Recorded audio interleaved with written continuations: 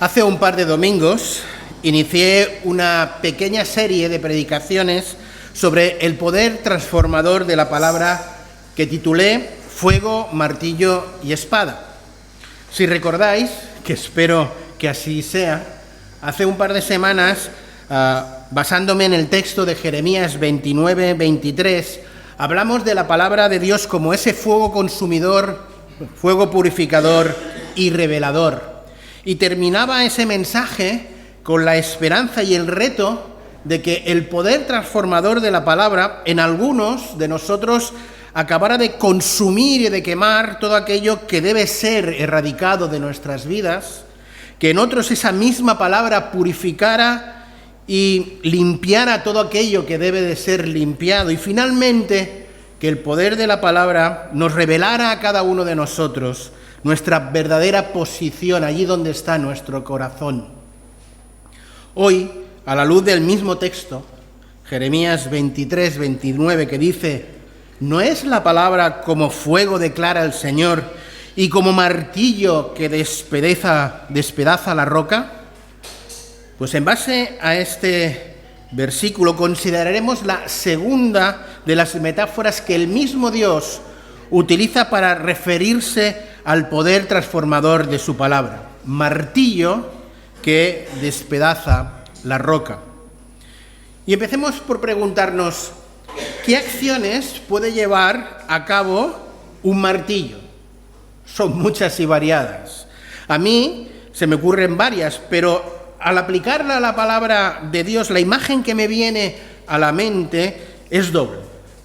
Que el martillo puede romper y quebrantar el más duro de los corazones, y a la vez que ese martillo, esa palabra de Dios en las manos de un artista como es Dios, es capaz de, a base de pequeños golpes, moldear nuestras vidas hasta llegar a esa misma semejanza del Señor Jesús. Por tanto, en el mensaje de hoy os propongo considerar dos ideas principales. La palabra de Dios es ese martillo capaz de quebrantar los corazones endurecidos y encallecidos, como la piedra. Y la palabra de Dios es ese martillo capaz de cincelar y dar forma a cada uno de nosotros conforme a la imagen de Dios. La palabra de Dios habla mucho sobre el corazón, y en particular del corazón de piedra y también del nuevo corazón. Tanto el libro de Jeremías como el de Ezequiel hablan en un contexto profético del retorno del pueblo de Dios del exilio. Habla de ese nuevo corazón que Dios les iba a dar.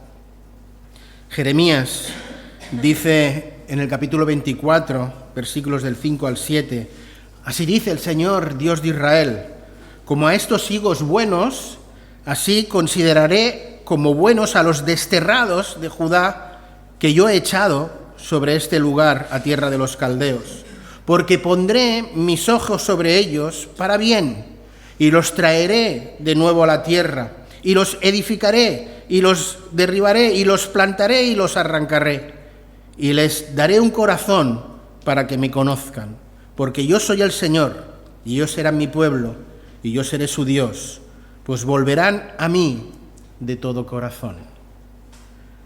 Ezequiel, en el capítulo 11 y versículos 19 y 20, dice: y les daré un corazón, y un espíritu nuevo pondré dentro de ellos, y quitaré el corazón de piedra de en medio de su carne, les daré un corazón de carne, para que anden en mis ordenanzas, y guarden mis decretos, y los cumplan, y me sean por pueblo, y yo les sea a ellos por Dios. Otra vez Ezequiel, en el capítulo 36, dice: y yo os tomaré de las naciones, y os recogeré de todas las tierras, y os traeré a vuestro país. Esparciré sobre vosotros agua limpia, y seréis limpiados de todas vuestras inmundicias, y de todos vuestros ídolos os limpiaré. Os daré corazón nuevo, y pondré espíritu nuevo dentro de vosotros. Y quitaré de vuestra carne el corazón de piedra, y daré un nuevo corazón de carne. Y pondré dentro de vosotros mi espíritu, y haré que andéis en mis estatutos, y guardéis mis preceptos, y los pongáis por obra. Todas estas promesas de un corazón nuevo se hacen realidad en la vida del creyente gracias a la obra regeneradora de Dios a través de la muerte del Señor Jesús en la cruz. De tal manera que aquel que confiesa su pecado, pone su confianza en el Señor Jesús y le acepta como su Señor y como su Salvador, la Escritura dice que tal persona nueva criatura es. Las cosas viejas pasaron y aquí son hechas todas nuevas. Pero con todo y que los creyentes somos nuevas criaturas y que gracias a la obra de Jesús y a la acción del Espíritu Santo en nuestras vidas, Dios ha quitado de nosotros ese corazón de piedra y nos ha dado un nuevo corazón de carne para que andemos en su voluntad. Lo cierto es que, como bien nos recuerda el escritor de la epístola a los Hebreos, los creyentes tenemos una disposición nata a endurecer nuestro corazón. Y por ello, el mismo autor de Hebreos en el capítulo 3 y versículo 7 dice: por lo cual, como dice el Espíritu Santo, si hoy oís su voz, no endurezcáis vuestros corazones. Creo que es necesario que cada uno de nosotros seamos lo suficientemente sinceros y honestos con nosotros mismos para reconocer que a pesar que Dios ha hecho en nosotros una hermosa obra de transformación, lo cierto es que tenemos esa tendencia natural a que ese corazón de carne que Dios nos ha dado para que lata con pasión por Dios, tiene una tendencia a endurecerse, tiene tendencia a encallecerse, a volverse insensible a la voz de Dios, a la voluntad de Dios. Es por ello que os propongo que nos hagamos las siguientes preguntas. ¿Qué es un corazón endurecido según la Biblia? ¿Qué es la dureza de corazón? ¿Cuáles son las características de una persona de corazón duro? ¿Qué es un corazón endurecido? Para nuestra sociedad, para nosotros, cuando nosotros hablamos metafóricamente del corazón, nos estamos refiriendo siempre a nuestras emociones. El corazón es el centro de nuestras emociones, nuestros sentimientos. Pero la Biblia, en la palabra de Dios, no es así. El corazón en las Escrituras es visto básicamente como el centro de toda la persona. Sobre todo es visto como el centro del pensamiento racional y de la toma de decisiones. Por tanto, endurecer el corazón significa que la persona con un corazón endurecido no está usando de manera apropiada sus capacidades racionales, emocionales y evolutivas de tomar decisiones. ¿Qué es la dureza de corazón? El Antiguo Testamento usa el término duro para describir a alguien que se niega a abrir su mente a la verdad de Dios. La dureza de corazón siempre está dirigida a Dios y a su voluntad. El endurecimiento espiritual del corazón ocurre cuando nos resistimos a la palabra, a la voluntad de Dios en su palabra, a los caminos de Dios expresados en su palabra. La dureza de corazón se produce cuando damos la espalda a las instrucciones de Dios y decidimos tomar nuestro propio camino, tomar nuestras propias decisiones sin tener en cuenta a Dios. ¿Cuáles son, pues, las características de una persona de corazón duro? Bien, esta expresión duro de corazón se puede utilizar tanto para describir a creyentes como a no creyentes. Normalmente describimos al no creyente como alguien duro, reacio a oír la verdad de la palabra de Dios, lo cual es cierto. Pero también es cierto que hay creyentes que, con todo y serlo, por la razón que sea, también tienen un corazón duro a la verdad de la palabra de Dios y se resisten a oír su voz. Y sobre todo se resisten a obedecerla, a ponerla en práctica, para de esta manera seguir trabajando en esa transformación progresiva de cada una de nuestras vidas. También es cierto que la expresión tener un corazón duro se puede referir tanto a la realidad emocional como a la realidad espiritual. Cuando utilizamos la expresión tener un corazón duro refiriéndonos sobre todo a esa realidad emocional, lo que estamos describiendo es personas que se muestran fríos, poco compasivos, distantes, incluso desagradables.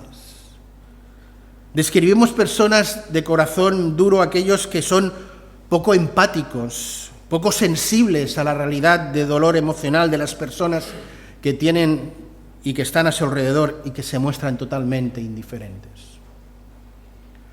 Cuando la metáfora tiene que ver con el corazón duro aplicado a la realidad espiritual, hablamos de personas con una escasa o pobre sensibilidad a las realidades espirituales que le rodean.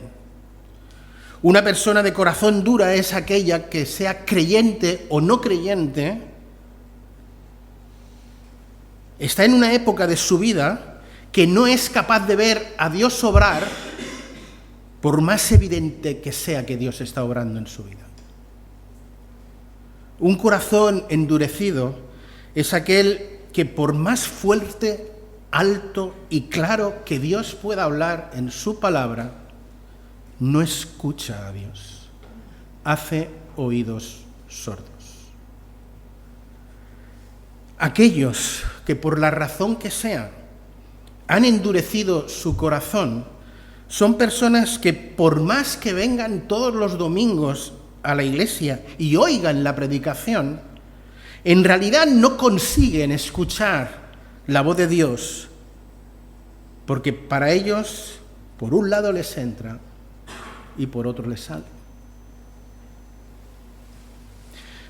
Hagamos ahora una pregunta relevante. ¿Cómo se sana un corazón endurecido? ¿Cómo se sana un corazón endurecido? Pues la verdad es que la palabra de Dios enseña que para sanar un corazón duro, antes hay que romperlo. De la misma manera que la medicina, para sanar, tiene que operar, tiene que abrir, tiene que extirpar. Para sanar un corazón duro espiritualmente hablando, hay que romperlo. Y aquí el martillo demoledor de la palabra de Dios tiene mucho, pero mucho que hacer. El Salmo 147:3 dice que Dios sana a los quebrantados de corazón y venda sus heridas. El Salmo 34:18 dice: cercano está el Señor a los quebrantados de corazón y salva a los abatidos de espíritu. El mismo rey David, en ese Salmo 51, expresando su experiencia de arrepentimiento del pecado de adulterio y de asesinato de Uzías, en el versículo 17 dice: los sacrificios de Dios son el espíritu contrito, el corazón contrito y humillado. Oh Dios, a ese corazón tú no desprecias. Y el profeta Isaías, en el capítulo 57 y versículo 15, dice unas palabras hermosas. Porque así dice el alto y el sublime, el que habita en la eternidad, cuyo nombre es santo. Yo habito en la altura y la santidad, y con el quebrantado y humilde de corazón, para hacer vivir el espíritu de los humildes y para vivificar el corazón de los quebrantados. Y un último pasaje que os traigo a vuestra consideración, un pasaje que el mismo Señor Jesús aplicó a su propia persona, describiendo cuál era la misión que el Padre le había encomendado como Mesías. El Señor Jesús, citando al mismo profeta Isaías, en el capítulo 61, dijo: el Espíritu del Señor está sobre mí, por cuanto me ha ungido para dar buenas nuevas a los pobres. Me ha enviado a sanar a los quebrantados de corazón, a pregonar libertad a los cautivos y a dar vista a los ciegos, a poner libertad a los oprimidos, a predicar el año agradable del Señor. Dios Padre envió a Jesús a sanar corazones quebrantados, corazones duros. Y para poder llevar a cabo esa sanación, Jesús tuvo que quebrantar su propio cuerpo, su propio espíritu, tuvo que cargar sobre él todos y cada uno de nuestros pecados. Para sanar un corazón duro, antes hay que romperlo, hay que quebrantarlo. La palabra de Dios dice que es ese martillo capaz de romper el corazón más incrédulo que haya ante Dios, de llevarle al arrepentimiento.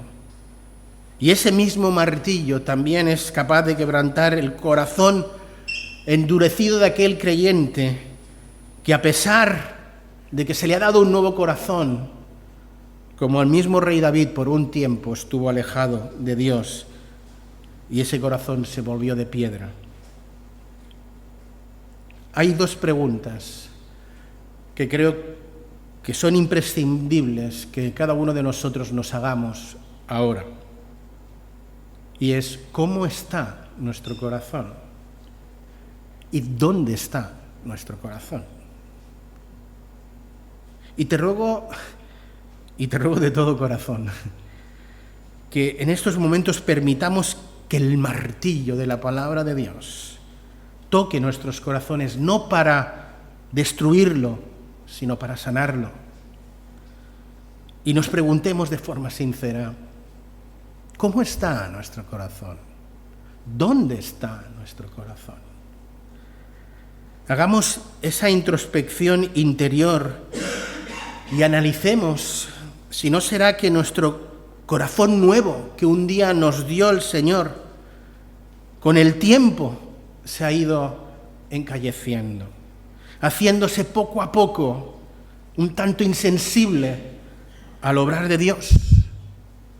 Preguntémonos si no será quizá necesario que Dios con su martillo nos dé un golpe certero, como dice Jeremías, y despedace la roca que se ha ido generando alrededor de nuestro corazón. Preguntémonos: ¿dónde está realmente nuestro corazón?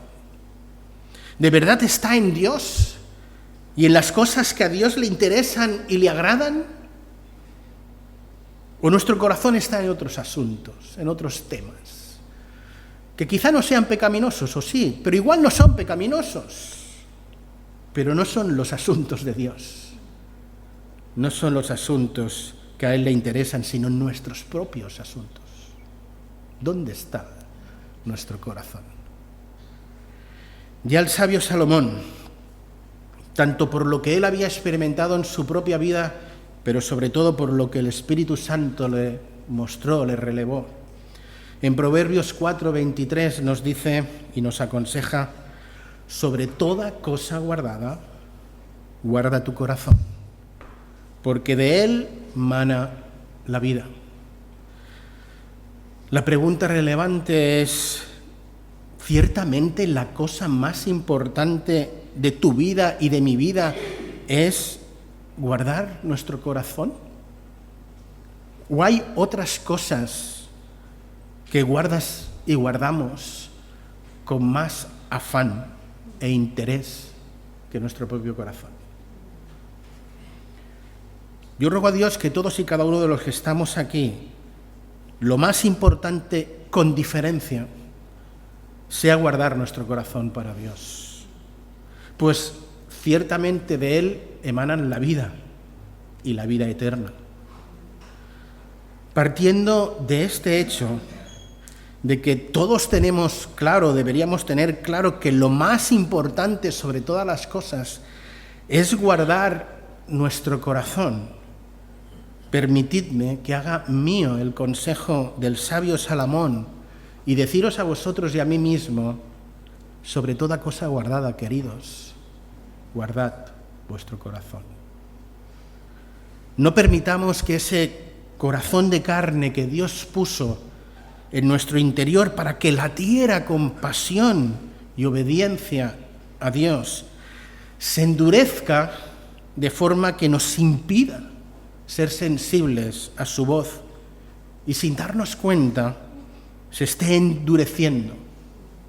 Por tanto, permitamos que el martillo de la palabra de Dios haga pedazos esas rocas que pueden estar cubriendo ahora nuestro corazón. La segunda idea que quería compartir con vosotros, al pensar cómo Dios puede utilizar ese martillo en nuestras vidas, es pensar como ese gran artista que es Dios, con un martillo y un cincel, quiere moldear nuestras vidas a la semejanza de la imagen del Señor Jesús. Para ello, permitirme ilustrar esta verdad con la historia verídica de cómo se esculpió una de las más grandes obras escultóricas de la historia de la humanidad, el David de Miguel Ángel.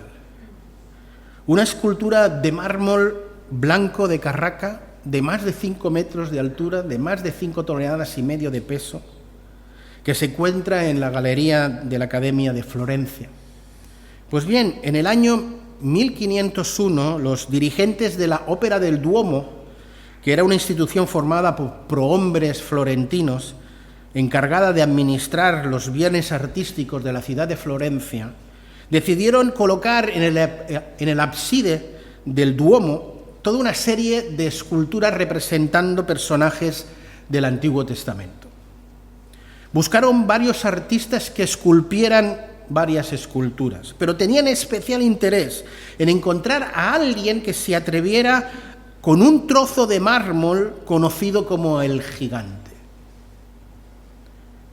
Esa monumental pieza de mármol blanco extraída de la cantera de Carrara hace ya más de 25 años, habían sido varios los escultores que habían intentado sacar algo de allí sin ningún éxito. Incluso se cuenta de que el mismo Leonardo da Vinci rechazó esculpir al Gigante y que un desconocido Agostino Duccio temerariamente se atrevió a esculpir la piedra y dejó un agujero terrible que prácticamente dejaba inutilizada la pieza. Pero un joven Miguel Ángel, a los 27 años, se atrevió con su martillo y su cincel, como él mismo decía, a liberar, a hacer salir la forma que ya estaba dentro del gran trozo de mármol. Dedicó 4 años de su vida para liberar a ese impresionante David que se encuentra en Florencia en estos momentos. Si Dios, o si bien Miguel Ángel, pudo con un martillo y un cincel hacer esa gran obra de arte, ¿qué no podrá hacer Dios? ¿Qué no podrá hacer Dios con su martillo y su cincel en cada una de nuestras vidas? No hay mayor artista que Dios. No hay nadie más poderoso que Él. No hay nada más poderoso que el poder transformador de su palabra. La misma Escritura dice de sí misma, en 2 de Timoteo 3, 16, 17, que toda Escritura es inspirada por Dios y útil para enseñar, para corregir, para redarguir, para instruir en justicia, a fin de capacitar y de hacer perfecto al hombre de Dios, preparado para toda buena obra. La palabra de Dios, en manos de un artista como el Espíritu Santo, que mora en cada uno de nosotros, es capaz de enseñarnos todo lo que debemos conocer de la persona y de la obra de Dios. Es capaz de redarguir y de corregir al corazón más duro que pueda existir. Es capaz de instruirnos, capacitarnos en el arte de ser justos, en el arte de llevar a cabo actos justos en nuestras vidas. Y finalmente, a base de ese toque de cincel, es capaz de hacer de nosotros personas preparadas, aptas para toda buena obra que Dios ya ha diseñado. Cada uno de nosotros, dentro de nosotros, somos como esa gran piedra de mármol blanco en el que Miguel Ángel supo ver ese David que había dentro. Y como él dice, lo pudo liberar. No dudes por un momento que Dios es capaz de ver en ti y en mí la imagen del Señor Jesús. No dudes de que Él es capaz de moldear tu vida y mi vida para que seamos semejantes a Jesús, y todo eso para su gloria y su honra. La cuestión es, ¿nos dejaremos cincelar por Dios? ¿Permitiremos que Dios con el martillo de su palabra vaya dando esos golpes precisos para liberar la imagen de Jesús en nuestro interior? La Escritura dice, y no miente, que aquellos que hemos creído en Dios somos nuevas criaturas, que las cosas viejas pasaron y que las nuevas han sido todas hechas. Queridos, el poder transformador de la palabra es inmenso, pero hemos de dejar obrar a Dios en nuestras vidas. Hace un par de semanas vimos cómo ese fuego consumidor y purificador y revelador quería arder en nuestro interior. Hoy hemos considerado cómo ese martillo puede quebrantar el corazón más endurecido y de moldearnos a la imagen del mismo Señor Jesús. Y es por ello que haríamos muy bien en oír la exhortación de la palabra cuando dice: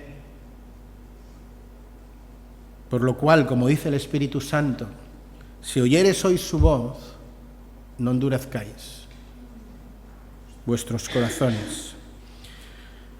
Por tanto, en el nombre de Dios, te ruego a ti,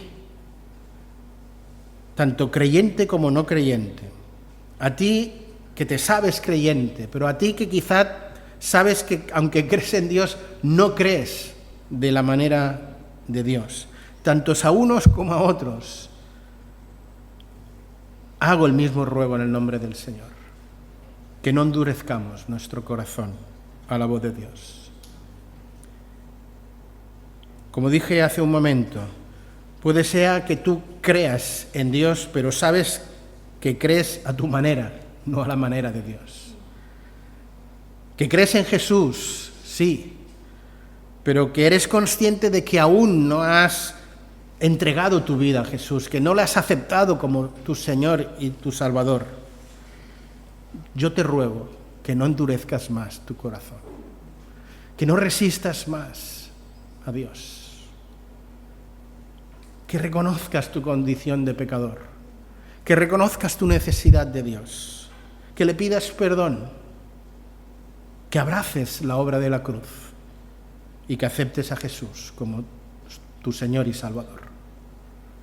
Y me dirijo a ti, creyente, que sabes, que te das cuenta que ese corazón de carne que Dios puso allí para que latiera con pasión y en obediencia a Dios, se ha ido endureciendo, se ha ido encalleciendo. Y a ti te ruego que permitas que el martillo de la palabra de Dios haga pedazos la roca que pueda estar envolviendo tu corazón. Y me dirijo a ti, creyente, que te das cuenta de que el cincel de Dios aún tiene trabajo para liberar del interior esa imagen perfecta del Señor Jesús. Que permitas al Espíritu Santo que con su cincel, con su mano de artista, saque, libere a la luz la persona del Señor Jesús que tienes ahí dentro, para que reflejes la gloria de Dios. Por lo cual, como dice el Espíritu Santo, si oyeres hoy su voz, no endurezcáis vuestros corazones. Que el martillo de la palabra de Dios haga tanto a creyentes como a no creyentes la obra maestra que Él desea hacer en cada uno de nosotros. Que Él bendiga su palabra. Amén.